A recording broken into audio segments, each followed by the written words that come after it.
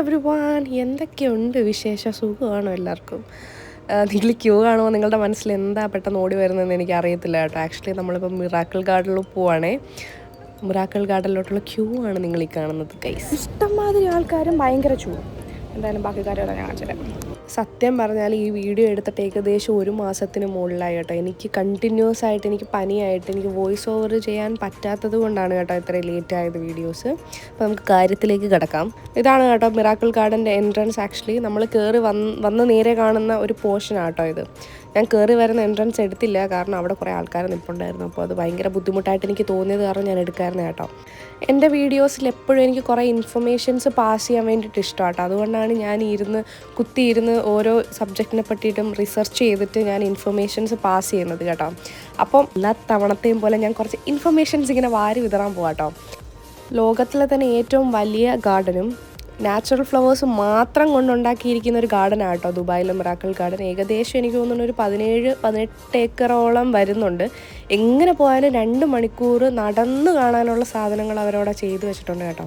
നമുക്കിങ്ങനെ തോന്നും, അയ്യോ ഇത് നാച്ചുറൽ ഫ്ലവേഴ്സ് ആണോ അതോ ഇങ്ങനെ പ്ലാസ്റ്റിക് ഫ്ലവേഴ്സ് വല്ലതും ആണോ എന്നൊക്കെ നമുക്കിങ്ങനെ തോന്നും. പക്ഷേ ഇത് എല്ലാ 916 പരിശുദ്ധിയുള്ള നാച്ചുറൽ ഫ്ലവേഴ്സ് മാത്രമാണ്. മിറാക്കിൾ ഗാർഡൻ എന്തുകൊണ്ട് ഇത്ര ഫേമസ് ആണ് എന്ന് ചോദിച്ചാൽ ഞാൻ പറയും ഫ്ലോറൽ സ്കൾപ്ചേഴ്സും കളർഫുള്ളായിട്ടുള്ള ഡിസ്പ്ലേസുമാണ്. അതായത് മില്യൺസ് ഓഫ് ഫ്ലവേഴ്സ് കൊണ്ടിട്ടാണ് അവർ ഓരോന്നും ചെയ്തു വെച്ചിരിക്കുന്നത് കേട്ടോ. എനിക്ക് ഏറ്റവും കൂടുതൽ എന്നെ അട്രാക്റ്റ് ചെയ്തത്, അല്ലെങ്കിൽ എനിക്ക് ഏറ്റവും കൂടുതൽ അതിശയം തോന്നിയിട്ടുള്ളതെന്ന് വെച്ചാൽ അവർ എന്തൊക്കെയാണോ ദൈവമേ പൂക്കൾ കൊണ്ട് ചെയ്തിരിക്കുന്നത്. നമ്മൾ പുറത്ത് ഫുഡ് കഴിച്ചിട്ട് ഞങ്ങളിതേ വീട്ടിലും കയറാൻ പോയി. ഇപ്പോൾ ഇച്ചിരി ചൂടിനും വെയിലിനും ഒക്കെ ഇത്തിരി ശമനമുണ്ട് കേട്ടോ. ഇതാന്ന് തോന്നുന്നു എൻ്റെ മെയിൻ എൻട്രൻസ്. കയറാം അകത്ത്. ഞങ്ങൾ ഫസ്റ്റ് ഒന്ന് കയറിയായിരുന്നു കേട്ടോ. കയറിയിട്ട് ഭയങ്കര തിരക്ക് പിന്നെയും പോട്ടെന്ന് വെക്കാം, പക്ഷെ ഭയങ്കര ചൂടായിരുന്നു. അത് കാരണം ഞങ്ങൾ പുറത്ത് പോയിട്ട് ഫുഡ് കഴിച്ചിട്ടാണ് വീണ്ടും ടിക്കറ്റ് എടുത്തിട്ടാണ് കേട്ടോ കയറിയത്. ഒരുപാട് സാധനങ്ങൾ എന്തൊക്കെയൊക്കെ ഉണ്ടായിരുന്നു കേട്ടോ. ഭയങ്കര വലിയ ടെഡീസ് ഉണ്ട്, ഡിസ്നി അവന്യൂസ് ഉണ്ട്. ഈ ഒരു കാണുന്നൊരു വീട് ഞങ്ങൾ വിചാരിച്ചു ഇതിൻ്റെ അകത്ത് വേറെ എന്തെങ്കിലും ഉണ്ടാവുമായിരിക്കുന്നു കേട്ടോ. പക്ഷേ ഇല്ല, കുറച്ച് ഇരിക്കാനുള്ള സ്പേസും പിന്നെ കുറച്ച് മരങ്ങളും അതും ഇതൊക്കെ വെച്ച് പിടിപ്പിച്ചിട്ടൊക്കെ ഉള്ളൂ. ഇത് നമ്മുടെ ഡിസ്നി അവന്യൂ കേട്ടോ. ഇതിൻ്റെ അകത്ത് തന്നെ മിക്കി മൗസും കാര്യങ്ങളും ഒക്കെ ഉണ്ട് കേട്ടോ. അതുപോലെ തന്നെ അതിനെ ചുറ്റിപ്പറ്റിയായിട്ട് ഹോട്ട് ഷേപ്ഡ് ആയിട്ടുള്ള ഫ്ലവർ ടണൽസും അല്ലെങ്കിൽ ഫ്ലോറൽ കാസ്റ്റൽസ് അല്ലെങ്കിൽ ചെറിയ ഹൗസസ് അങ്ങനെയൊക്കെ ഉണ്ട് കേട്ടോ. അയ്യോ സോറി, ഇത് ആനയുടെ മൂടാണ് ഗൈസ്. ആ ഗ്യാപ്പിൽ ഞാൻ കണ്ടൊരു സംഭവമാണ്. ഇതെനിക്ക് ഭയങ്കര ആഗ്രഹമായിരുന്നു കേട്ടോ ദുബായിൽ വന്നിട്ട് ഇതിനെ ഒന്ന് കയ്യിലെടുക്കണമെന്ന്, ഈ ഫാൽക്കണിനെ. പക്ഷേ എനിക്കറിയില്ല ഇതെന്ത് ചെയ്താലും എനിക്ക് എടുക്കാൻ പറ്റുമെന്ന് എനിക്കറിയത്തില്ലായിരുന്നു. പക്ഷേ ഈ സമയം ഞാനിവിടെ പോയ ടൈമിൽ 10 ദിറംസ് എന്തോ ഉള്ളൂ കേട്ടോ.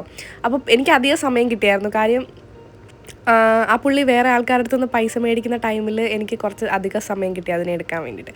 പിന്നെ എന്നെ അതിശയിപ്പിച്ചത് അവിടുത്തെ ഒരു ക്ലോക്കായിരുന്നു ഗൈസ്. അത് ഫ്ലവർ കൊണ്ടുള്ള ഒറിജിനൽ ക്ലോക്കായിരുന്നു. അത് മൂവ് ചെയ്യുന്നുണ്ടായിരുന്നു. അത് കറക്റ്റ് ടൈമുമായിരുന്നു കാണിച്ചുകൊണ്ടിരുന്നത്. പിന്നെ ഏറ്റവും ടോപ്പിൽ നിന്ന് നിങ്ങൾ ബട്ടർഫ്ലൈ ഗാർഡൻ ഇങ്ങനെയായിരിക്കും കേട്ടോ കാണാൻ വേണ്ടിയിട്ട്.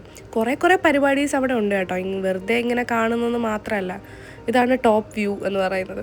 നമുക്കിത് നോക്കുമ്പോൾ എനിക്കും തോന്നിയായിരുന്നു 17 ഏക്കർ ഇത്രയേ ഉള്ളൂ, 18 ഏക്കർ ഇത്രയേ ഉള്ളൂ. പക്ഷേ ആക്ച്വലി അത് 18 ഏക്കറിലാണ് അത്രയും ഏരിയ അല്ലെങ്കിൽ ആ ഒരു സംഭവം സെറ്റപ്പ് ചെയ്ത് വെച്ചിരിക്കുന്നത്. എനിക്ക് ഏറ്റവും കൂടുതൽ ഹൈലൈറ്റ് ചെയ്ത് പറയാനുള്ളത് അവരുടെ പ്രൊഫഷണലിസമാണ് കേട്ടോ. അതായത് ഈ ചെടികളെല്ലാം നനയ്ക്കുന്നതും അവിടെ ക്ലീൻ ചെയ്യുന്നതും എല്ലാം നൈറ്റാണ്. അവിടെ ആൾക്കാർ വന്ന് തുടങ്ങിക്കഴിഞ്ഞാൽ പിന്നെ അവിടെ ഒരാളെയും കാണാൻ പറ്റത്തില്ല കേട്ടോ, അതിൻ്റെ സ്റ്റാഫുകൾ.